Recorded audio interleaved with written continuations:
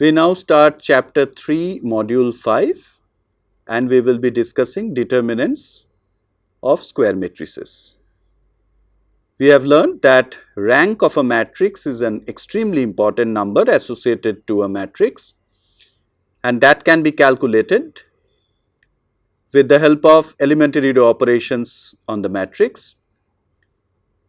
We have seen that we can achieve something called the row reduced echelon form of a matrix, and then the number of non-zero rows in the row reduced echelon form gives the rank of the matrix. And now we are going to introduce another very important number associated to a matrix called the determinant, but calculating the determinant is perhaps more difficult compared to calculation of rank. But once again, we will be able to derive extremely important properties of a matrix using determinant. And what is important is that determinant, which will be defined as a function from the set of matrices to the base field, is in fact a polynomial function. Let F denote a field, let A denote a 2 cross 2 matrix over the field F with entries A, B, C, D. The determinant of A is defined to be the scalar AD minus BC, and we denote it by det A. For example, if you look at the matrix A given by minus 1, 1 in the first row, 1 minus 1 in the second row, then by this definition determinant of A is 0.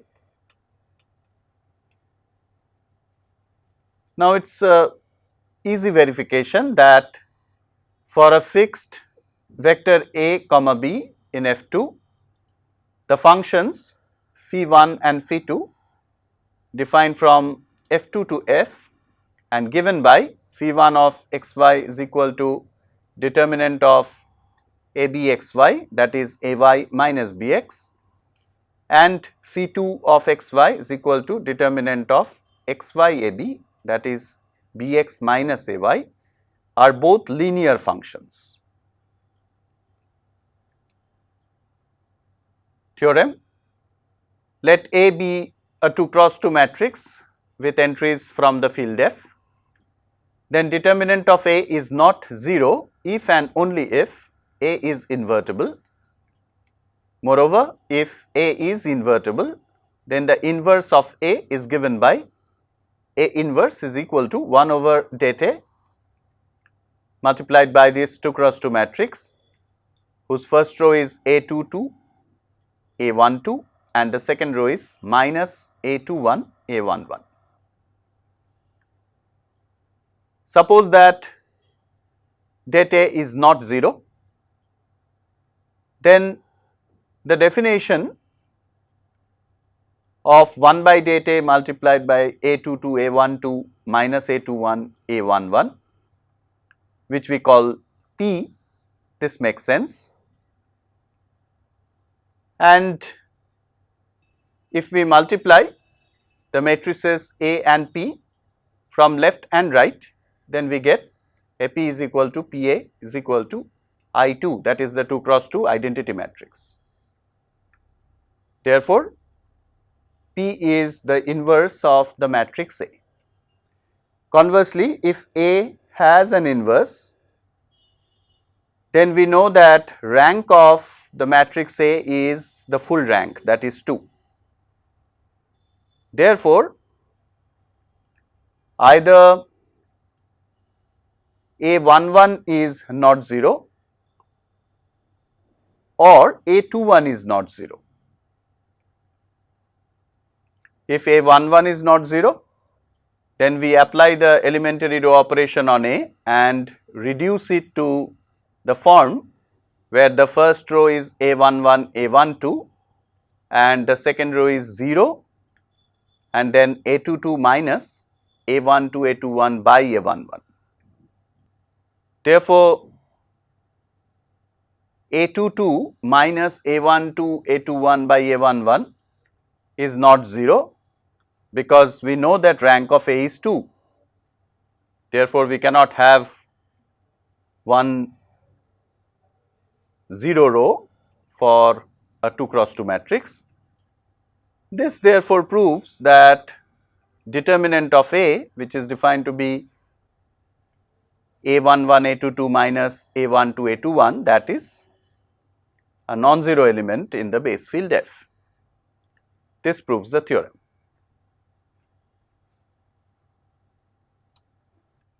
Let us now define what is called an orientation of a basis. So, let B denote this set containing V1, V2, which is an ordered basis. Suppose that V1 is this row A11, A12 transpose, that means V1 is actually in the column form, and V2 is A21, A22 transpose. Since we know that V1, V2 form a basis, therefore they are linearly independent, and therefore the determinant of this 2 cross 2 matrix A11, A12, A21, A22, which is in our notation determinant of V1 transpose V2 transpose, and that is non-zero.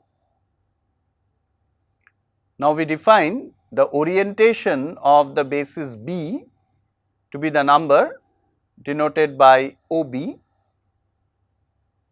and that is given by this quotient determinant of the matrix A11, A12, A21, A22 divided by modulus of the determinant of A11, A12, A21, A22.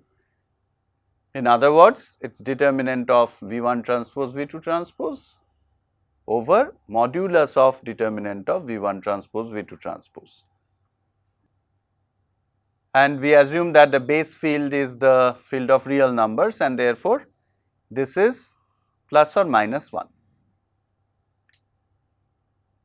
And if this set consisting of these two vectors V1, V2 is linearly dependent, then we define the orientation of this set V1, V2 to be 1.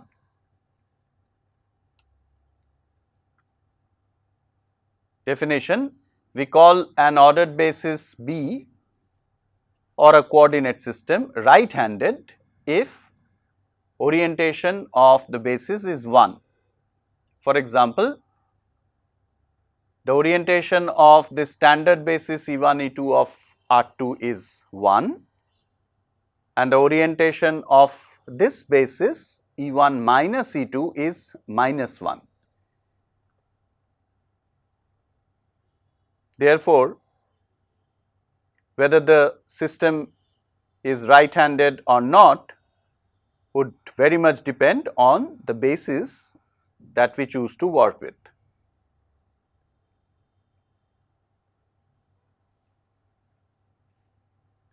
Let U and V be vectors in R2. Let us see these vectors as rays emanating from the origin.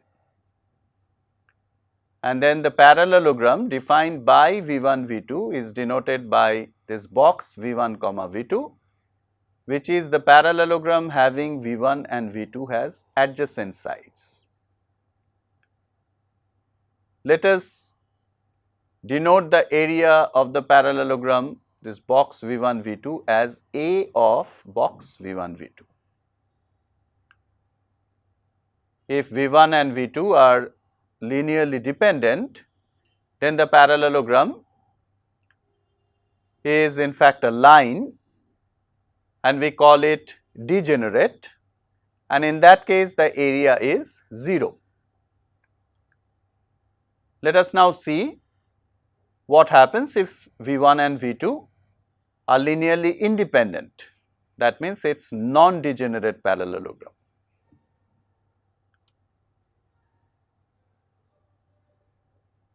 Theorem. Suppose that V1 is the vector A11, A12 and V2 is the vector A21, A22.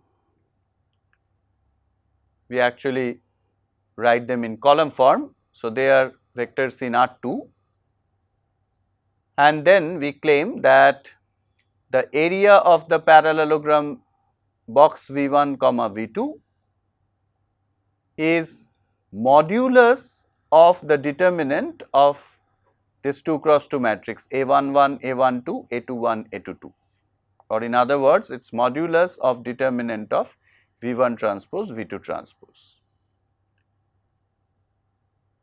Our proof follows from the fact that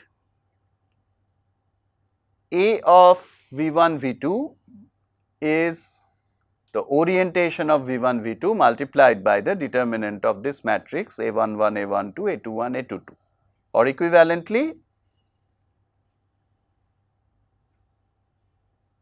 the orientation of V1, V2 multiplied by A V1, V2, that is the area, is equal to determinant of this matrix A11, A12, A21, A22. You can see that they are indeed equivalent because if we multiply by this orientation on both sides, then that being plus or minus 1, the square becomes 1 and therefore one expression implies the other and vice versa.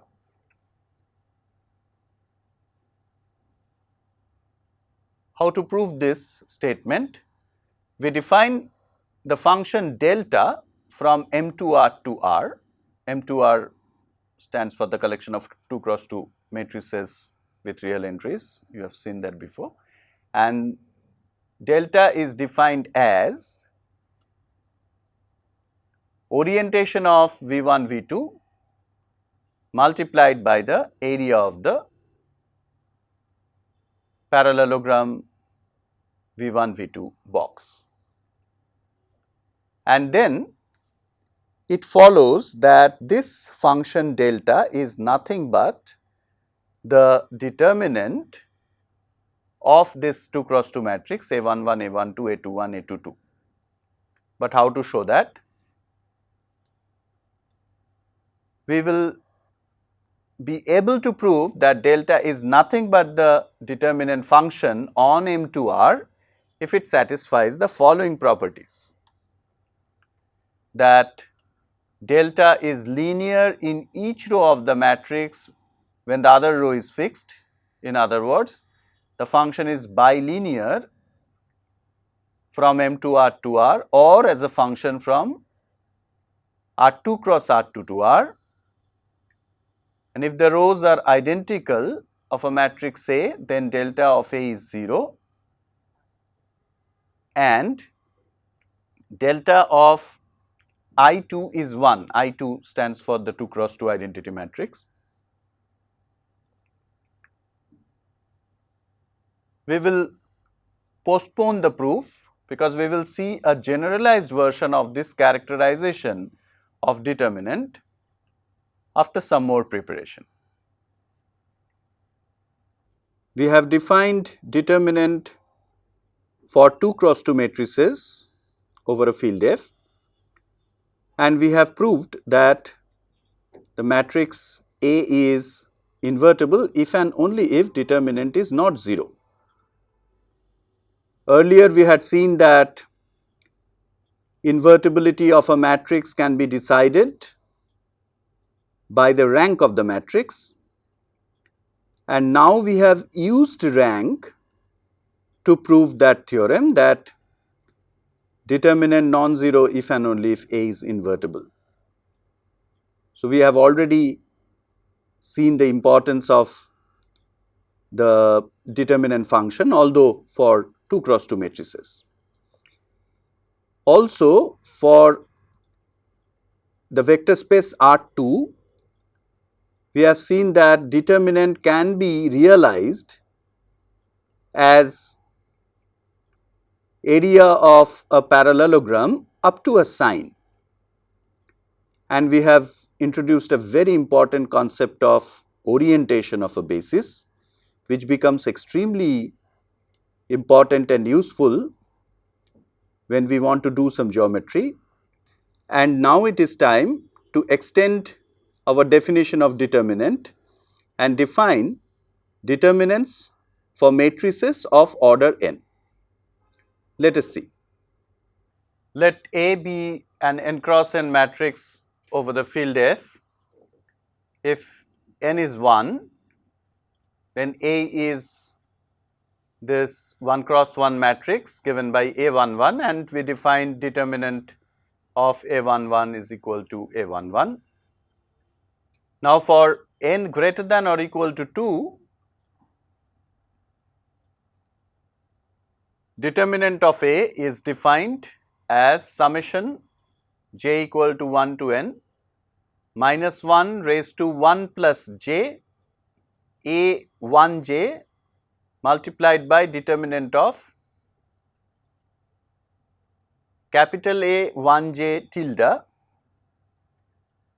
and this is a scalar in the field F, where this capital A 1 j tilde denotes the submatrix obtained after deleting the first row and the jth column of A. In that expression, the small a ij's are entries of the matrix, and we have just now defined this capital A 1 j tildes, which are the submatrices obtained from A.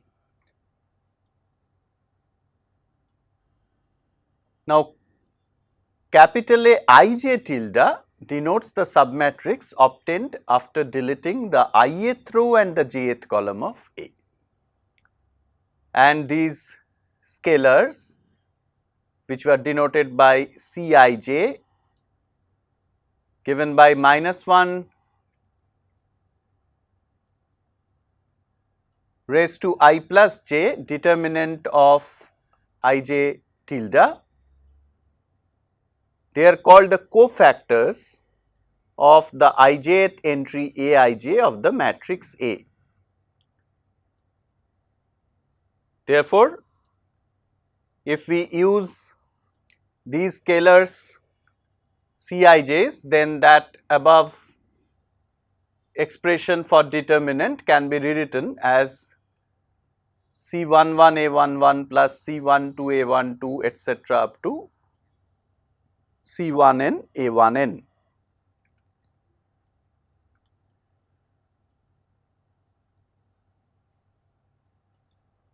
We can therefore see that determinant is a map from MNF to F,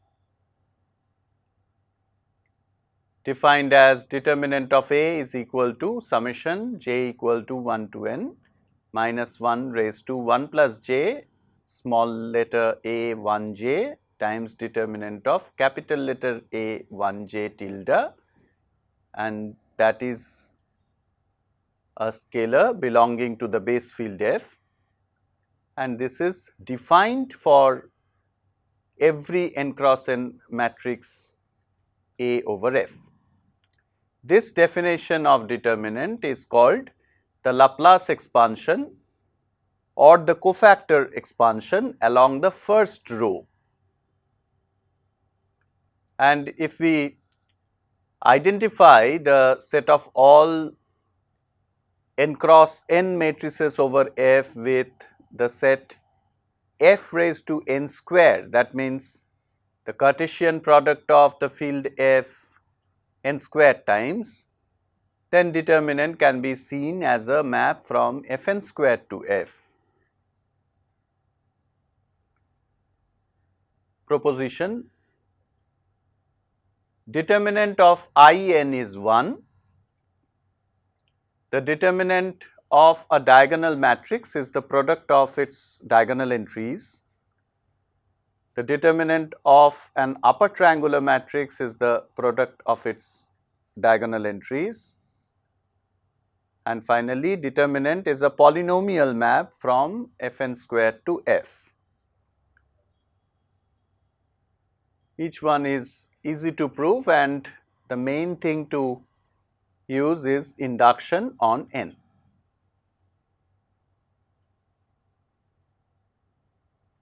Definition: let A be an n cross n matrix over F. ijth entry of A is denoted by Aij. Let Ri denote the ith row of A, that is given by this n tuple ai1, ai2 and so on ain. Then modulus of determinant of A is the n-dimensional volume of the parallelopipe having the vectors r1, r2 etc. up to rn as adjacent sides. So, once again we see a concrete geometric realization of the determinant up to a sign, like what we have seen for n equal to 2, that represented the area of a parallelogram, and here this is the generalized version.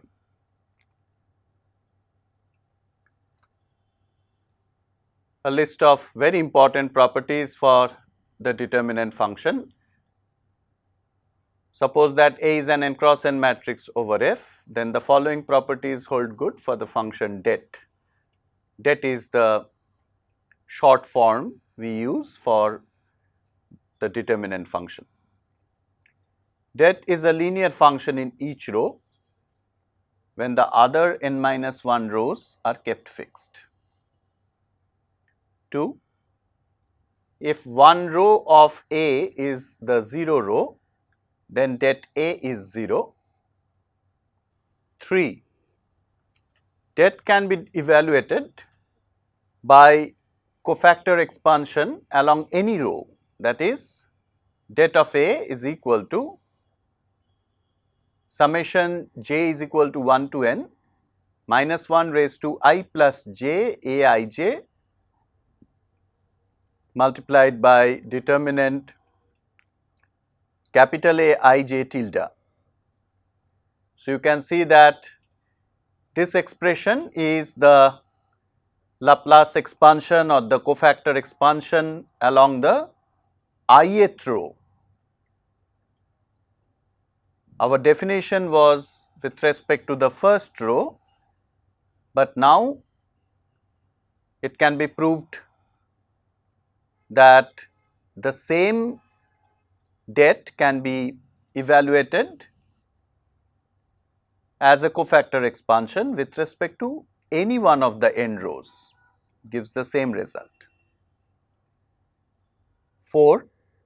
If two rows of a matrix A are identical, then det A is 0. 5. If the matrix B is formed by interchanging any two rows of A, then det B is equal to minus det A. And 6. If the matrix B is formed by adding a multiple of a row of A to another row of A, then det B is the same as det A. So, what is interesting here is that the last two statements, that is statement 5 and statement 6, are talking about the value of the determinant when we apply elementary row operations on a matrix A. So, on one case we see that the determinant changes sign, and in the other case it remains unchanged. But here what should be noted is that this changing sign, or rather getting minus det A, will make sense only if the characteristic of f is not 2. So, to understand it better, we can assume that characteristic of f is 0, so that minus 1 and 1 are different, and then we can indeed say that by interchanging two rows, det changes sign.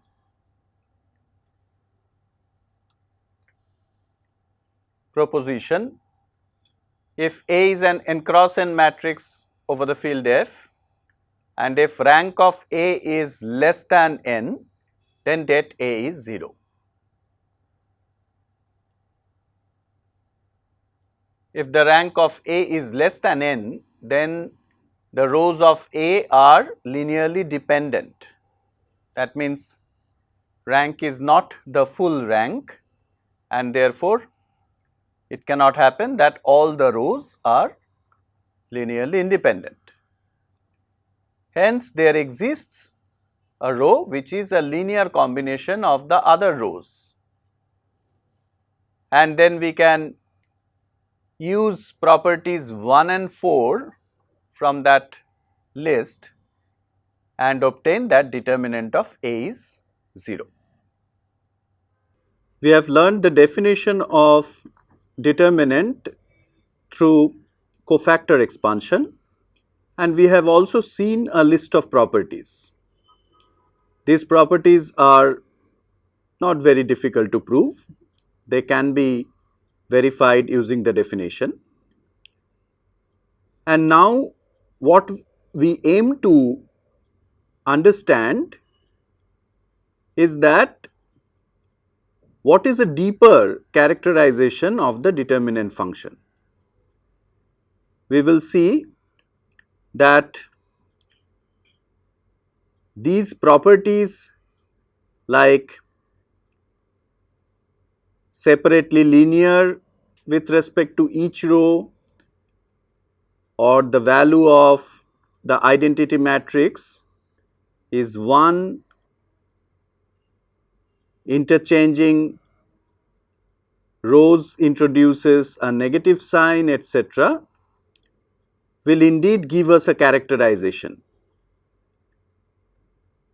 And this will also settle the question we raised when we were discussing area of a parallelogram. Remember, we defined a function delta from M2R to R, and we had to check that it actually gives the determinant. After we understand the characterization of this determinant function, then that question will automatically be settled.